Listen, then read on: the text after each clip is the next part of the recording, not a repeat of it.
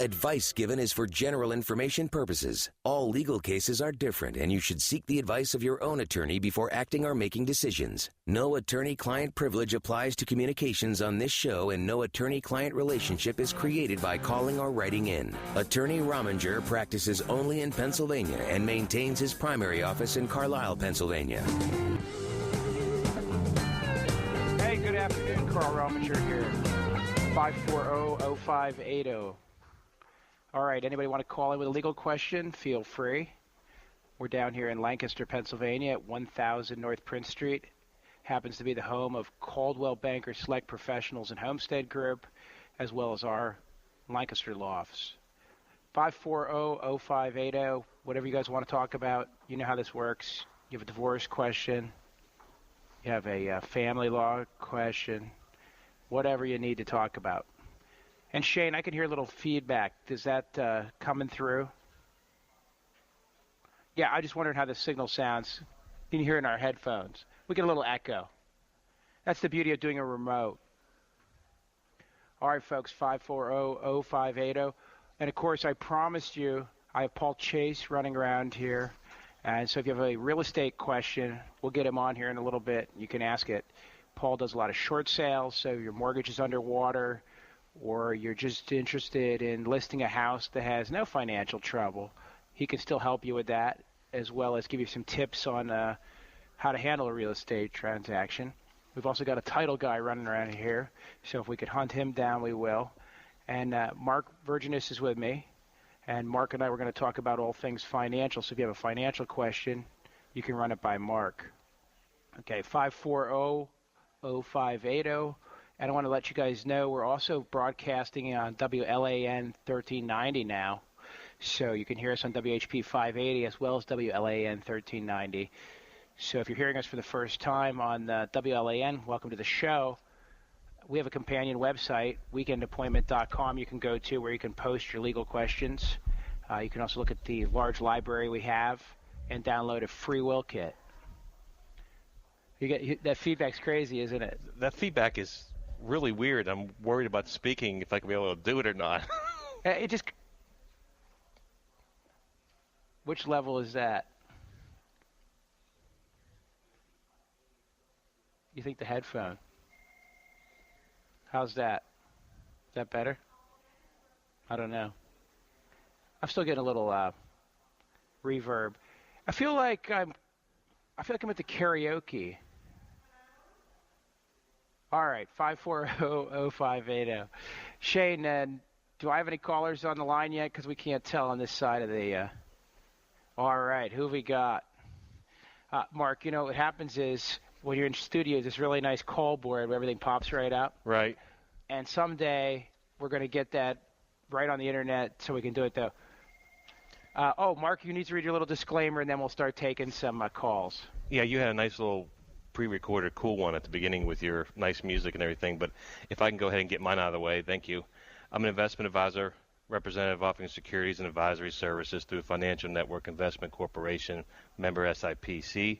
Mirus Financial Partners and the Financial Network are not affiliated. I am a local financial planner and investment counselor here in Lancaster and serving the mid-state. So thank you very much. All right, Ron, you're on the air. Yeah, 540-0580. Well, thank you. The question has to do with, I just got a jury summons, and one of the questions, and this occurs in a number of things, have I ever been arrested or convicted of a crime? And the issue for me is a DUI. And, I entered the IRD program about 5 years ago. How do I answer that question? You've never been convicted of a crime. Okay. That's what I thought, because okay, that's good. Easy one. Yeah, I like it. Thank you. Well, that's what everybody likes to hear. And that's the beauty of the ARD program. All right, Bill. You know those rock bands, they go, test, test, test. That's the way they do it when they're a rock band. Hey, I don't have a question. I'm just calling you to let you know we hear you out here. Appreciate you. Bye. Hey, Bill, does it sound good? Yeah. Okay, we're getting a little reverb in our headphones, and it really does feel like you're in a stadium. You know when they call the holding, offense, and you get that reverb? Yeah. That's what we get on our side of the aisle here. It's fine here. You just All right, good. Just suffer, baby. All right, Bill. God bless you. All right, Mike, you got a real estate question? I do. Sorry, I don't have any investment questions at the moment. All right, here's what we'll do. We got Paul Chase walking over here. He's going to swap headphones with Mark because we can do that. Okay, great. All right, they're trying. 540-0580 if you guys want to join in the fun here. We're broadcasting live from 1000 North Prince Street in downtown Lancaster. If you're in the area, we want you to stop in. And at 3:30-ish, right between 3 and 3:30, I'm heading over to Old World Tobacco. And if you mention this show, you're going to get 10% off any purchases. So if you're a cigar smoker and you're listening on WHP or WLAN, why don't you meet us over at Cigar World over on Route 30 by the outlets and get your 10% discount and smoke a couple sticks. All right, Mike, we're ready. Got Paul here. Okay, thank you. I purchased a piece of woodland property about 6 years ago now in northern Pennsylvania. And it's bordered on two sides by the Army Corps of Engineers, and it's bordered on the other two sides by the Pennsylvania Game Commission, state game lands. Now, there's a road that travels in and out in both directions. One enters through the Army Corps property, which is the best road and the easiest access. The other road travels out a considerable distance further through the state game lands. So I wanted to know what my access rights are and as far as ensuring access to my property. Well, let me ask it this way. The roadways belong to anybody? Well, the road belongs to me for within my property borders. Okay. You enter through the Army Corps of Engineers property, and that's the main entrance and the main road most people use. It's a public use road for the Pennsylvania game land. So hunters come up this road routinely, and there's an access parking lot beyond my property. They actually travel through my property to get to the state game land property. So I wanted to know if I have any access rights through the Army Corps property or just through the state property, or how that works. What you need to do is check your deeds. What do you think is the first place to check, Paul? There's no deeded right-of-ways. There's no deeded right-of-ways. There are no deeded right-of-ways. Okay, interesting. There's been this use of access for the last 30 years, sometime in the 70s. What happened is it was all originally private property, and the Army Corps of Engineers built a flood control project there in the 70s and took quite a bit of land. This is one of the private parcels that they did not take, but it adjoins their land on two sides. Okay. So do I have guaranteed access to my property? I think you do for two reasons. One is it's been there forever. Second of all, if somebody tries to shut you down, you would be able to argue in court that you have at least an easement by use. And if none of that's successful, Pennsylvania does have a private condemnation act. Now, how that would affect Army Corps of Engineer property, I don't know, but you could at least push out through the game lands if you had to. Okay, well, there is an established road through the game lands. And like I said, it's open part of the year to public use based on hunting season regulations.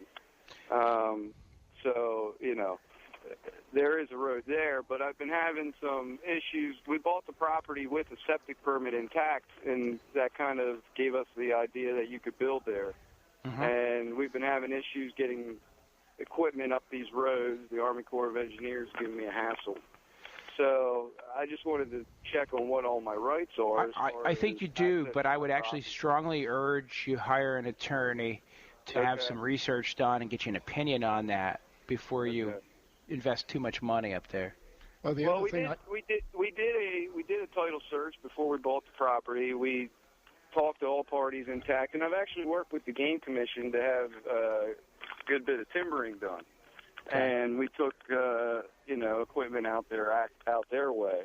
I do not have a deeded right-of-way either direction, through the Army Corps or through the state land. So I was just trying to educate myself on what my rights are as a property owner and access to my land. You may want to approach them and see about purchasing, even for $1, a deeded with meets and bounds description of the right-of-way. The idea for them is they don't have to worry about you coming back later and coming up with something that's more harmful to them or something they don't like. And if you guys can reach an agreement, you could do it formally, and that way some subsequent purchaser of your property would have that enhancement available, which I think, Paul, you'd agree as a realtor, it's important to know what the access is. Yeah, it would. The other concern I had is you said you'd been this way for like 30 years.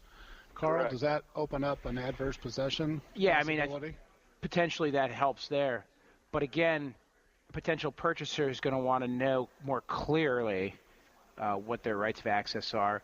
And the fact that you're kind of questioning it yourself means it's logical the next person would as well. Certainly. Well, we questioned it on purchase, and we did our homework, and we were told by the game commission they were not at that time they were not going to give us a formal right of way. And I spoke with an attorney back then, and he said, similar to what you did, we would have the right to force our way in through state land, but I didn't know what type of issue we would have with the Army Corps, because it is the other way is considerably more convenient. They have paved roads and the whole 9 yards, and Right. it is a public use access entry point already for their entire park project that they have there. All right, my friend, I got to go to break. All right, thank you. Take care. 540-0580. We're down here 1000 North Prince Street, broadcasting live. Stop in. We've got a little fruit basket. Come back, Carl Rominger here. We're going to have a little fun talking about Rush Limbaugh later. Since he made fun of what I said one day, I guess I can get him back. Although my audience is like 1/10 of 1% of 1/10 of 1% of 1/10 of 1% of his. Anyhow, James, you have a question. Yes, I own my property, but with my deed, I have my wife's name on it, and she's been deceased for many years, and I'm wondering if I should retitle it. Well, I happen to have a title expert here, so I'll let him introduce himself, his credentials, and then we'll decide what you need to do. My name is Stephen Richardson. I'm the Director of Title Operations for Guardian Transfer. We're part of the Coa Banker Select Professionals organization. And from Okay, as I was explaining earlier, I lost my wife to breast cancer many years ago, and Right. her name is still on the deed, and I'm wondering if it's feasible for me to redeed my property. Well, here's my thought, and that's why we have brought the title guy on. If you were selling that property to me, and they were underwriting the title insurance, as they often do, I think they wouldn't have a problem with you transferring it to me directly and that you don't need to retitle it. But am I right, Steve? That would be correct, Carl. What we would ask for is just proof of death of his wife. So he would need to provide a copy of her death certificate. We would make notation on the deed going to you that she departed this life on such and such a date, and that wouldn't be an issue. And I think in my experience, even if you went ahead and deeded the property yourself now, a careful title agent would still want proof of death because they wouldn't see a third party independently verifying it. That would be correct. So I wouldn't waste your money. All right, that's what I thought, and I appreciate the answer. But Thanks. if you do want to waste your money, we're happy to write the deed for you. That's correct. All All right. Thanks. Thank you. 540-0580. While I've got you here, Steve, tell people what should they be thinking about when they're buying a house in terms of getting title insurance? Well, to kind of reflect what the previous caller was talking about as it relates to right-of-ways. Yeah. If you're buying a piece of property, especially one that may be landlocked, you want to make sure that you do have that agreement already in place. He had indicated that he had a title search done, so he should have been able to figure out where his access was coming from. Right. In Pennsylvania, they guarantee access to a property, so you really can't sell landlocked property. So, and that was kind of my concern for him is, if you're going to market this, a buyer really likes clarity. Very true. So that makes more sense. Now, if somebody wants to use a real estate agent here, I guess they kind of would help with the title, or you would help with the title. How does that work? Yeah, once the agreement comes in, the agent gives us the information. We run the title search. We issue what we call a title commitment, and it lists all the right-of-ways that come across the property, how they would obtain access, any subdivision plans which may be of record. We send it out to the agents, and we also send it out to the buyer and seller, because it also shows any judgments that we turn up, mortgages that we turn up. And one of the most common misconceptions is that a home equity loan is not a lien or a mortgage on the property. Okay. So a lot of times people fill out our questionnaire and they only show their first mortgage on the property and not their home equity loan. And then we have to call up and say, hey, we're showing two mortgages. And they often say, oh, it's not a mortgage, it's a home equity loan. Right.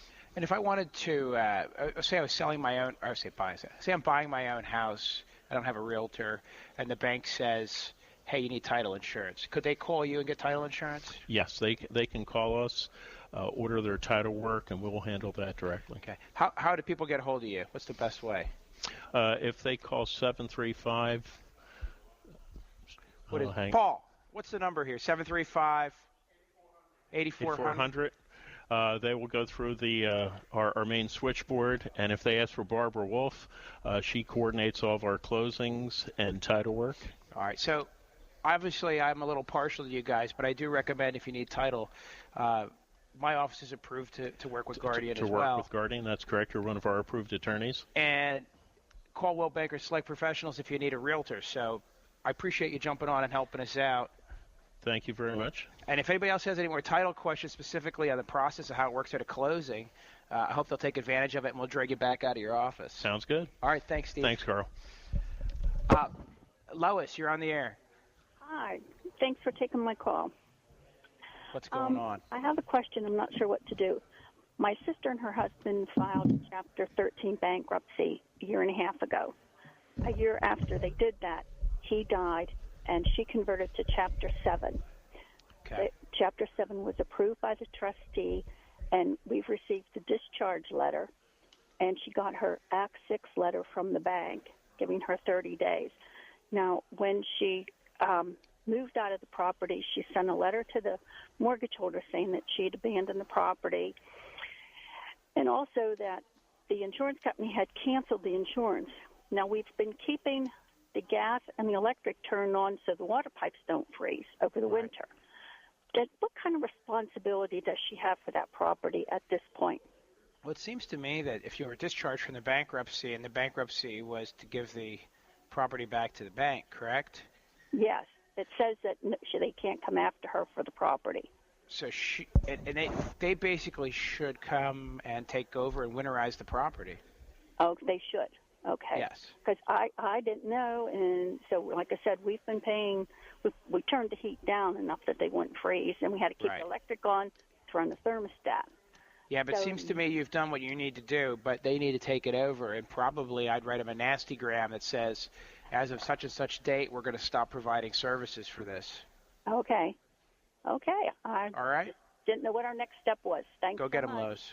Bye-bye. 540-0580. Carl Rominger here, broadcasting live from 1000 North Prince Street in Lancaster. It's our first time on WLAN, so if you're hearing us there, congratulations. Of course, we're still on WHP 580 as well. And if you want to join us later at Old World Tobacco down on Route 30, we're going to get 10% discount if you mention the show. It's today only, though, so you can't show up tomorrow. So if you show up this afternoon while we're there, you can get yourself a 10% discount. You can buy me a cigar as well. Really appreciate that. I know you really want to do that. Sylvia, what's going on? Yes, I'm calling about selling gold coins. Okay. I have some gold coins, and I need to know, do all dealers sell gold at the same price, or do I have to shop around for different prices, and how do I do that to get the best price? Our guru, I do not have a computer. Our guru, Mark, is shaking his head. Yes, you should shop around. First, I would start from the proposition that you should look for the spot market price of gold, right? Spot market price. In other words, what are people paying for gold right now? Mm-hmm. And so what we say was about $1,700 an ounce, give or take, right now. So if somebody's offering you, $1,000 an ounce for pure gold, you already know you're getting hosed, to use the colloquialism. On the other hand, if they're offering you banks or do I call dealers? Who do I call? You need to talk to dealers in precious metal usually. Dealers. Yes. Coin dealers. Yeah, coin dealers is a good place to go. But again, what kind of coin do we have? How pure is it? So if you have some little Canadian maple leafs that have 99999 on them. I had to sell. I had to come up with $30,000. Right. And so I had to sell my gold coins to do that. And have you done that already? I'm sorry, say it again? Have you sold them already? No, I have not done anything. I Gotcha. just got to know how to do to get the best price. And I was just wondering, do they all sell at the same price? No. And you're saying no, they don't. No, this is Mark, and I actually helped out a client. I just provided transportation for her because her son-in-law was out of the area. So I had just, for fair, full and fair reporting here, I didn't negotiate anything to do with the sale. However, we went to 3 different places out here in Lancaster, all within a stone's throw of each other, and we knew what the spot price for gold was. However, for them, even though it was a gold coin, Carl was right. What type of coin? Because what they do is they turn around and they try to flip it. They try to sell the coin again. Right. And they go to these rare coin shows, these expos. At the time we were there was a big show in Baltimore. In fact, the son was running the store, and he called his dad, and he was talking to his dad on the phone. He said, "What about such and such coin?" And the dad said, "They're going for X here," which wasn't the top price. It's kind of like selling baseball cards. It's all going to be, for a baseball card, it's the value of it. Does it look good? Is it mint condition? And I think, who Mark, owned it? If I can interrupt and you, it might the other thing is, daily, if they're walking liberties or maple leafs, and they're like pure, very pure, because a walking liberty is guaranteed to contain 1 ounce of gold, and a 1 ounce Canadian that's got 9999 on it, not 3 nines, but the 4 nines, is basically a pure ounce of gold. So Those I have sell to see very how many close ounces to and how pure it is. Yeah, well, how pure it is a question that somebody who's knowledgeable would tell me by looking at it. Right. Okay. But I'd be very careful about walking around with that kind of metal. I would take some samples with me. Wouldn't take the whole amount. I actually carried 70 ounces of gold not too long ago in with a client for an estate, and I can tell you I had my Glock with me. Wow. Well, and also too, when you visit the other places, they'll actually write that down on a piece of paper and say, "This is what we'll give you today," and they'll ask you, "Are you planning to sell? Are you planning to trade? What are you looking to do?" Well, I'm not interested in the Lancaster area. That's too far for me to travel. So I was thinking of Harrisburg or Palmyra or Hershey, or if they have coin shops in those areas. Yeah, absolutely, they do. Mm-hmm. So I would get in the yellow pages. You have to make an appointment. You go, or can you just walk in? You can just walk in most of these places. Okay. All right, I would good luck. Give them a friendly phone call before you go, because you're not the only one trying to sell, and they'll tell you what time of the day is usually not busy for them. Right. Okay. All right, we got to go to break. 540-0580. Carl Rummager broadcasting live from 1000 North Prince Street, the Caldwell Banker Select Professional Building. Stop in and join us. Hey, welcome back. Carl Rummager here, broadcasting live from 1000 North Prince Street. 540-0580. Call in. We'll get you on the air here. I guess Rush Limbaugh is having a spat with the president and offered to, did he say he wanted to see videos or something in exchange? So, Rush did a little piece where he made fun of me and something I had said in the newspaper a while back involving some showers. And really? You and Rush got into it, huh? Well, he just made fun of me. I wasn't on there. He just made fun of me. So it's my turn now. All right, 540-0580. If you happen to catch us, Mr. Limbaugh, I actually agree with you on this one, so I'm not going to make that much funny. If they want to mandate what religious organizations and non-secular entities have to do, I don't really think that's fair. So I think I'm on your side on that one, and probably most of our listeners are as well. I want to remind you guys, after the show, a little after 3 o'clock, we'll be down at Old World Tobacco on Route 30. You can get a 10% discount. The goal is to get as many people there as possible. So if you're a cigar smoker, join us. If you're not really a cigar smoker, join us, and maybe we can start you into another bad habit. Mark's all about that. Now, be careful putting those on and off, Mr. Chase. Shane, do I have any callers yet? Oh, those are all again. Ed, you're on the air. Yes. What's going on? How you doing? Good. You're on with Carl. And I've got Paul Chase here, our realtor, our in-house realtor here. Yeah, I've got a question on real estate. My mother owns a 10-acre property, and she would like to give me a piece of it to build a house on. The problem is that it's a flag lot, so she has a 50-foot piece that goes out to the main road. We can't really split up into two driveways because the township is saying you need 40 feet per house. I'm just wondering what my options are. Is it possible to do 25 and 25 and get an easement for it or something?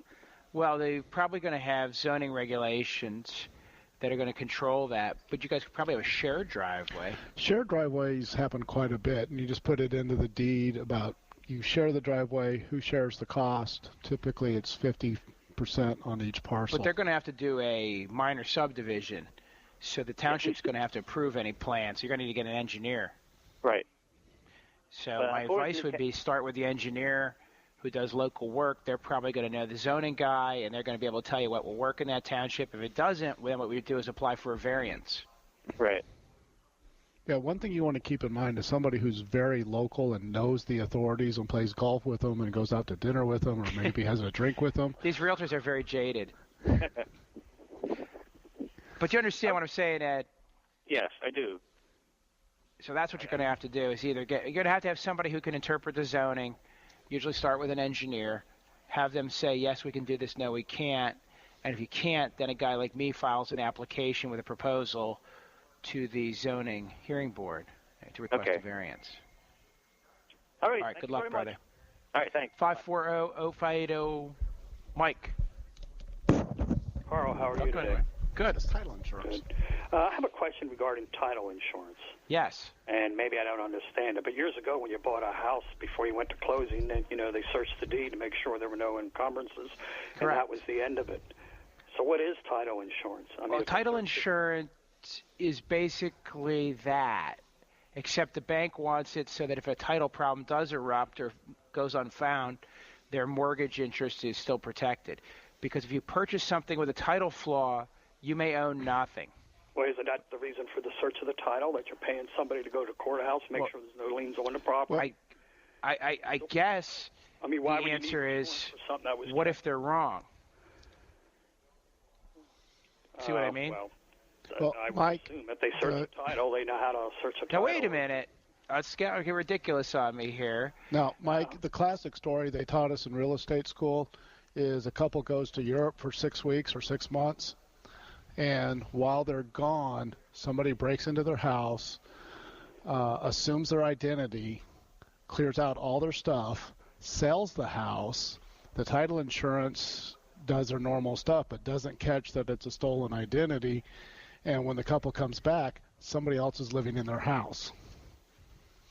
And it's also not the first time that somebody has shown up with their girlfriend posing as their wife in the middle of a divorce. Oh, we've had that a few times. But what I want to point out to you is it's quite often that a mistake can be made. So assume a title searcher does 10,000 searches in their lifetime. They're going to be wrong on one of them most likely. So for 1 in 10,000, everybody who wants to purchase a house has to get title insurance. Well, if I'm the mortgage company, I'm going to look at you and go, you want to borrow my money, get title insurance. If you don't want to buy title insurance, just buy the house with your own money.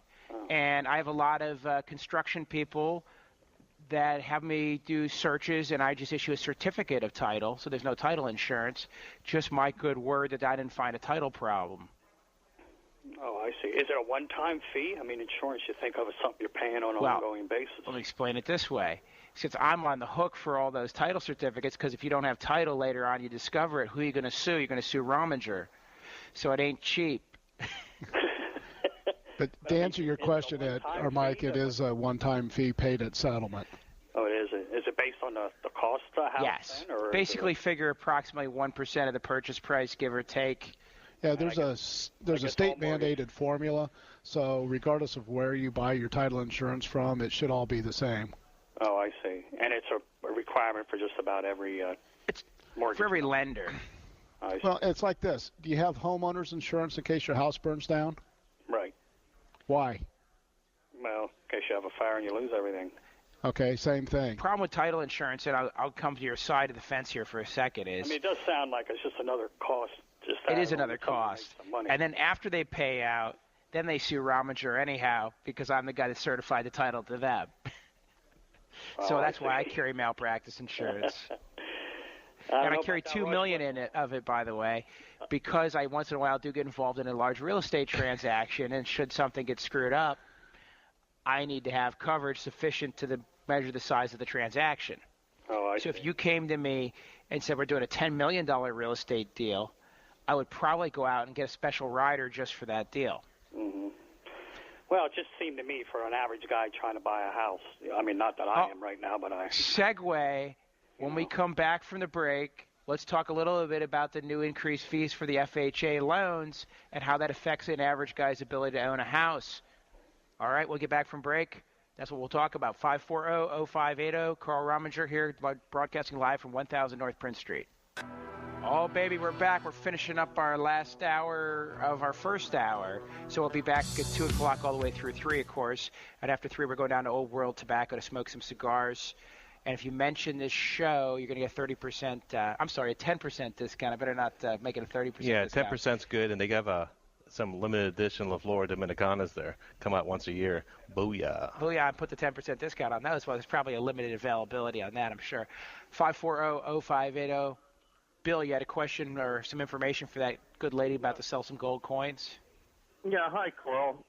I've collected gold coins for years, and just some information for that lady or whoever else would be interested.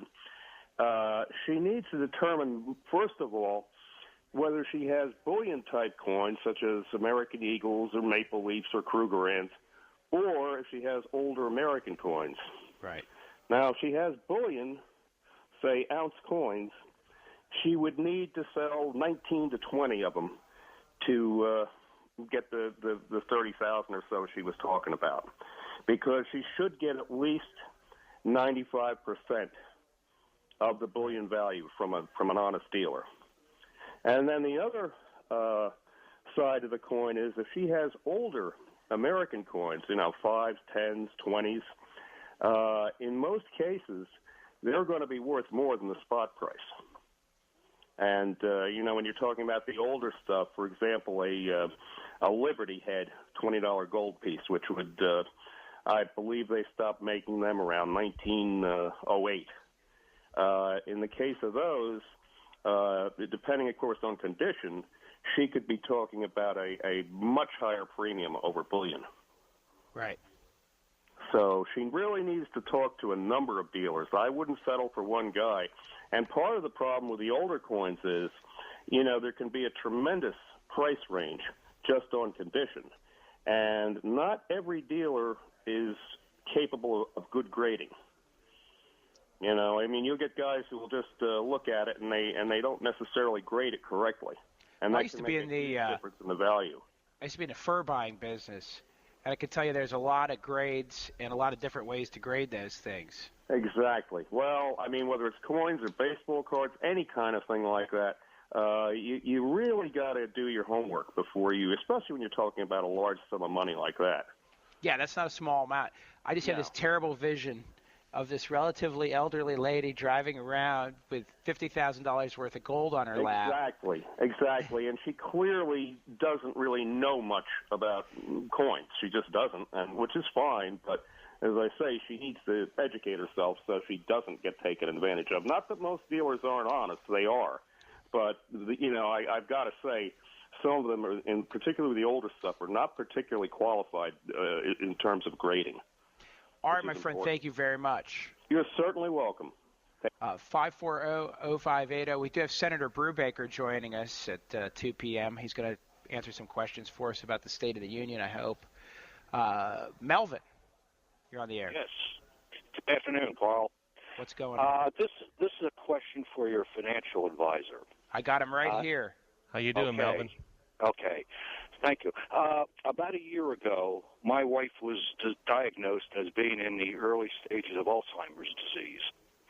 Now, we're working with a senior financial planner, and I've learned that in the event, and of course I will take care of her as long as I possibly can, but in the event that she needs to go into a nursing home, all of her pension income and her Social Security income will be taken and used for her nursing home care. Right. After that, then we got to tap into our investments. Right. So I'm trying to figure out a way to protect these investments. It's about $180,000, and I working with a senior financial advisor. He's suggesting that we put them into protected annuities. My question is this a good idea? Okay.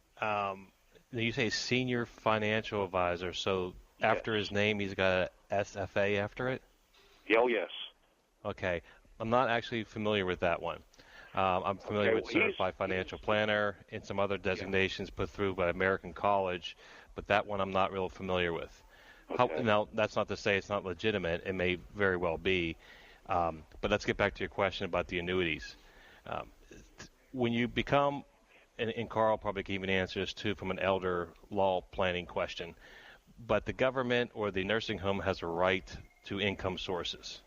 So what he's doing is what he's suggesting to you is to put your corpus, your $180,000, into a tax-sheltered investment, which is annuities are, they're tax-deferred. As long as you don't draw income from it, the nursing home per se cannot get the income stream. However, if your wife should pass away, God forbid, but if she passes away and there's a bill that is due, Pennsylvania is what's known as a recapture state. Pennsylvania can still, and again, Carl can add to this, but can also go as far as putting a lien on property that may be in her name or you guys own jointly. Before I go and put my corpus, my $180,000 into annuities, I would seriously recommend like Carl's firm or some other firm about elder law planning as a way. There might be retitling of assets. There might be different things you need to do before you actually put your money in that annuity. Because once you put that money in an annuity, typically there's long periods of surrender charges. And because the insurance company doesn't give away anything for free, there's no free lunch. So you could have as much as in the first couple of years, 8, 9, 10% surrender charges if you need to get money out. So I would venture to, before you lock up money, have some more advice, second opinion, if you will. And number two, go ahead. I'm sorry. So that's the reason I called you. Well, it's hard for me to make a off-the-cuff decision here without getting to know a lot more about your situation. The other issue I see happening is if you tie up the money and you can't get back to it, and then Medicare or the Department of Public Welfare takes the position that that asset should have been available and penalizes you, you could end up in a position where you can't get Medicare and you can't get to the money. And just so you know, and I don't know what kind of annuity the gentleman's recommended to you, but just to play devil's advocate, annuities, most brokers make commission on annuities, not fees. So the commission, I have to look at the other side of the thing is why is the broker recommending that to you versus him saying, you know what, I have a good referral system. Let me bring a good colleague in here who understands elder law. Let's make sure we dot every I and cross every T before we actually put pen to paper.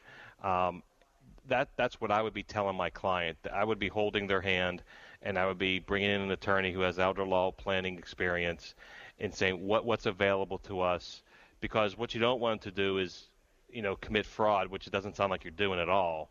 You're just looking at advisors for advice. But I would seriously engage in elder law. Go ahead, Carl. I'd recommend Keystone Elder Law, Mechanicsburg, Pennsylvania. Okay. You can look them up on the internet, but the number is 697-3223. And Dave Nesbitt's the senior attorney over there. I would call him up and tell him I referred you. Okay. All right, 697-3223. That's Dave Nesbitt's number. Hey, Malvin, if you want a second opinion about the insurance company that they're recommending, I'd be happy to give you my 2 cents off the air. Okay, now just a minute. That phone number, I'm going to go grab a pen here. I'm in my basement. In the basement? Are the lights on? I think the broker might be upstairs. 697-3223. Okay, thank you. Dave Nesbitt over there. Just be sure and tell him Carl sent you from Weekend Appointment. But, Mark, how would he get hold of you? Yeah, Malvin, if you need to get a hold of me, of course, 717, but 509-4521. All right, guys, we're going to go to break here. We'll be back for a second hour here live at 1000 North Prince Street in Lancaster, Pennsylvania. And we've got Senator Brubaker joining us for a little State of the Union discussion.